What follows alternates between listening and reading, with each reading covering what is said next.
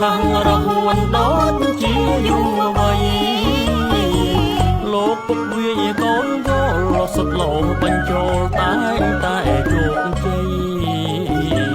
លោកពុកវាយកូនវល់សុទ្ធលោបញ្ចូលតែជោគជ័យធម្មពលដូចໄປជាង20ធម្មពល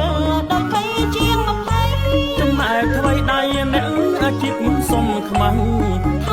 ម្មពលដូចໄປជាង20ចំណែកថ្មីដៃអ្នកអាជីពសុំខ្មាំង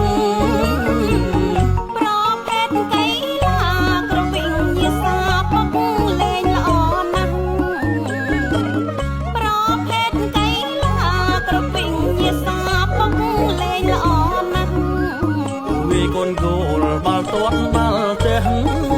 អុកចាក់ត្រង់ពេលតង់ក៏ច្បាស់មានក្បួនយុទ្ធសាស្ត្រប្រើប្រាស់ប្រាជ្ញាអុកចាក់ត្រង់ពេលតង់ក៏ច្បាស់មានក្បួនយុទ្ធសាស្ត្រប្រើប្រាស់ប្រាជ្ញាសម្ដេចពុកសុខភាពល្អជួបតែពុទ្ធបរិសទាំង4ប្រការសម្ដេចពុកសុខភាពល្អ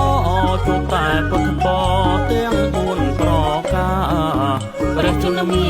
រាប់រយវស្សាព្រះជន្មារាប់រយវស្សាអន្តរមទេវតាប្រទានពរជ័យជាមនុស្សសន្តិភាពជាតិផុតនឹងទុក្ខភ័យបានសុខសួស្តីជានិរន្តរ៍